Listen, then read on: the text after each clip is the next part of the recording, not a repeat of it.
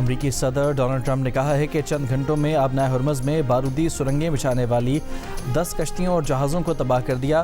ایران نے آبنائے ہرمز میں بارودی سرنگیں بچھانے کی کوشش کی تو مزید کارروائیاں کی جائیں گی۔ اس سے پہلے بیان میں ٹرمپ نے کہا تھا کہ ایسی کوئی رپورٹ نہیں کہ ایران نے ہرمز میں بارودی سرنگیں بچھائی ہیں۔ اگر آبنائے ہرمز میں بارودی سرنگیں بچھائی گئی ہیں تو فوراً ہٹا دی جائیں۔ سرنگیں نہ ہٹائی گئیں تو ایران کو ایسے نتائج بھگتنا پڑیں گے جو پہلے کبھی نہیں دیکھے۔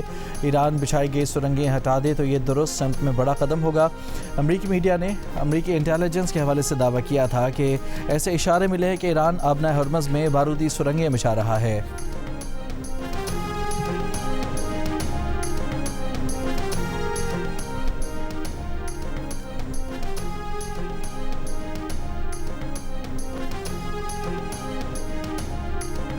امریکی بحریہ نے آبنائے ہرمز میں کسی جہاز کو تحفظ نہیں دیا۔ ترجمان وائٹ ہاؤس کیرولائن لیوٹ نے بریفنگ دی، کہا کہ ٹرمپ اور توانائی کی ٹیم مارکیٹ پر گہری نظر رکھے ہوئے ہے۔ ٹرمپ اور توانائی ٹیم کا مزید آپشن پر غور جاری ہے۔ ٹرمپ پر اعتماد ہیں کہ ایران جنگ کے اہداف تیزی سے حاصل کر لیے جائیں گے۔ آپریشن اس وقت ختم ہوگا جب تک امریکی صدر طے شدہ مقاصد پورے نہیں ہو جاتے۔ ادھر پینٹاگون نے کہا ہے کہ 10 روز کے دوران ایران جنگ میں 140 امریکی فوجی زخمی ہو چکے ہیں۔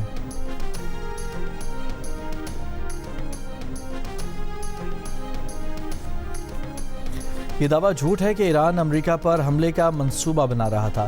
ایرانی وزیر خارجہ عباس عراقچی نے کہا کہ ایسے الزامات صرف جنگ کو جواز دینے کے لیے پھیلائے جا رہے ہیں۔ جھوٹ کا واحد مقصد آپریشن ایپک مسٹیک کو جائز قرار دینا ہے۔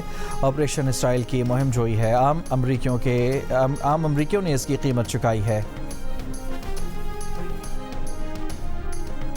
عالمی منڈی میں خام تیل کی قیمتوں میں 11% سے زائد کی کمی ریکارڈ۔ برنٹ آئل کی قیمت $88 کے قریب ہو گئی۔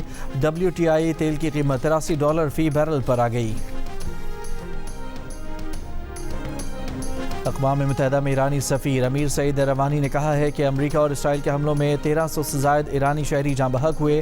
امریکی اور اسرائیلی حملوں میں اب تک 9669 شہری مقامات تباہ ہوئے، ان میں 7943 رہائشی مکانات بھی شامل ہیں۔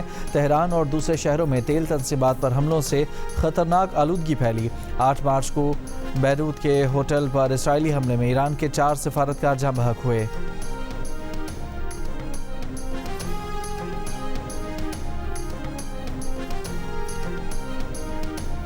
صدر مملکت آصف علی زرداری کا ایران کے رہبر معظم مجتبیٰ خامنہئی کو ایران کا سپریم لیڈر مقرر ہونے پر نیک خواہشات کا پیغام۔ کہا خطہ اس وقت سنگین کشیدگی اور تنازعات کا سامنا کر رہا ہے، امید ہے صورتحال میں استحکام آئے گا، عوام کے لیے حالات بہتر ہوں گے۔ وزیر اعظم شہباز شریف کی نئے سپریم لیڈر مجتبیٰ خامنہئی کو مبارکباد۔ یہ بھی کہا کہ خامنہئی کی شہادت پر پاکستانی عوام شدید دکھ میں ہیں، مشکل وقت میں ایران کی قیادت اور عوام کے ساتھ کھڑے ہیں۔ وزیر اعظم کا ایران کے ساتھ مل کر کام جاری رکھنے کے لیے پاکستان کے عزم کا اعادہ۔ گورنر سندھ کامران ٹیسوری کی بھی مجتبیٰ خامنہئی کو سپریم لیڈر بننے پر مبارکباد۔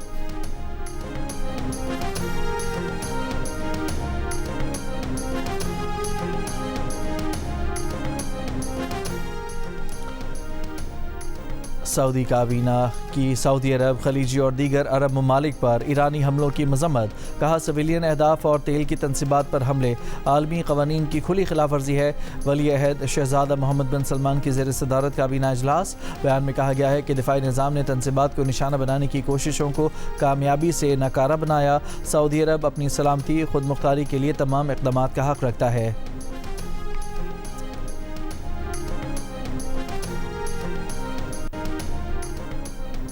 لبنان سے میزائل حملے میں اسرائیلی فوج کا کمیونیکیشن سسٹم تباہ، 2 اسرائیلی زخمی۔ اسرائیلی وزیر خارجہ گیدیون سار نے کہا ہے کہ ایران کے ساتھ جنگ اس وقت ختم ہوگی جب اسرائیل اور امریکہ مناسب سمجھیں گے اور مل کر فیصلہ کریں گے۔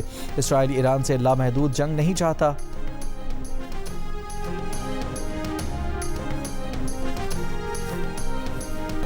شمالی کوریا نے کہا ہے کہ امریکہ اور اسرائیل کے ایران پر حملے غیر قانونی ہیں، جس کی مذمت کرتے ہیں۔ ایرانی عوام کے نئے سپریم لیڈر کے انتخاب کے حق کا احترام کرتے ہیں۔ شمالی کوریا کا کروز میزائل کا تجربہ۔ شمالی کوریا کے رہنما کم جونگ ان نے کہا کہ جنگی بحری جہاز کو سپر سونک ہتھیاروں سے لیس کرنا ضروری ہے۔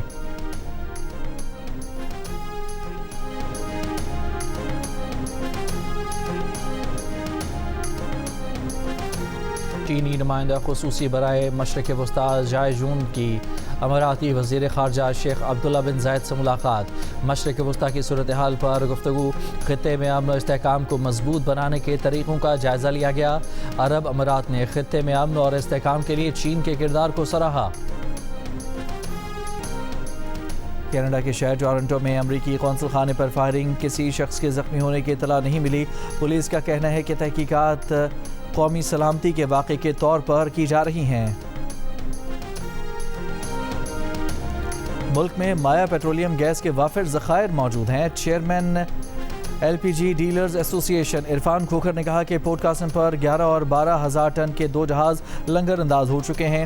عید سے قبل مزید 3,700 اور 3,500 ٹن ایل پی جی پاکستان پہنچ جائے گی۔ ایل پی جی کی فی کلو سرکاری قیمت 225 روپے ہے۔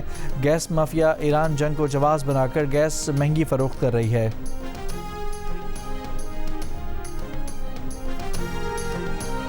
یوم علی پر ملک بھر کے چھوٹے بڑے شہروں میں جلوس برآمد کیے جائیں گے۔ کراچی میں صدر کی مختلف سڑکوں اور گلیوں کو کنٹینرز رکھ کر بند کر دیا گیا۔ راولپنڈی میں یوم علی کا مرکزی جلوس برآمد، جلوس امام بارگاہ کرنل مقبول پہنچ کر اختتام پذیر ہوگا۔ پشاور میں یوم علی کا جلوس امام بارگاہ سید عالم شاہ پر ختم ہو گیا۔ جلوس کوچی بازار سے ہوتا ہوا واپس امام بارگاہ سید عالم شاہ پر اختتام پذیر ہوا۔ وزیر داخلہ سندھ ضیاء الحسن لنجار نے کہا ہے کہ 28 فروری واقعے کی انکوائری ہو رہی ہے، ابھی کچھ بھی کہنا قبل از وقت ہے، کسی کو ذمہ دار نہیں ٹھہرایا جا سکتا۔ پولیس افسران کے تبادلے انتظامی معاملہ ہے۔ وزیر داخلہ سندھ نے کراچی میں یوم علی کے جلوس کے روٹ اور سیکیورٹی انتظامات کا جائزہ لیا، سیکیورٹی کے غیر معمولی انتظامات یقینی بنانے کی ہدایت۔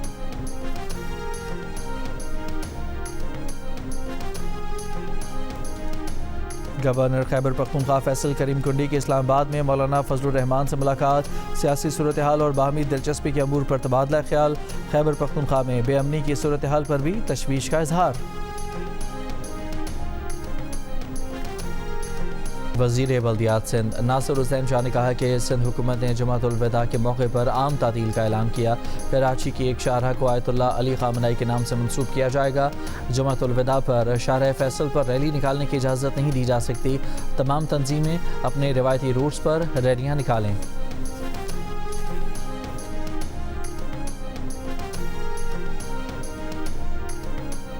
گورنر خیبر پختونخوا فیصل کریم کنڈی کی اسلام آباد میں مولانا فضل الرحمان سے ملاقات، سیاسی صورتحال اور باہمی دلچسپی کے امور پر تبادلہ خیال۔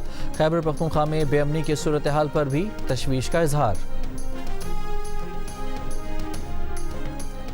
برطانوی ایئر لائن نے مشرق وسطی میں کشیدہ صورتحال کے باعث پروازیں منسوخ کر دیں۔ برطانوی ایئر لائن کی ابوظہبی آنے اور جانے والی پروازیں سال کے آخر تک منسوخ کر دی گئیں۔ برطانوی ایئر لائن نے مسقط، منامہ، دوحہ، دبئی اور تل ابیب کی تمام پروازیں رواں ماہ کے آخر تک منسوخ کر دیں۔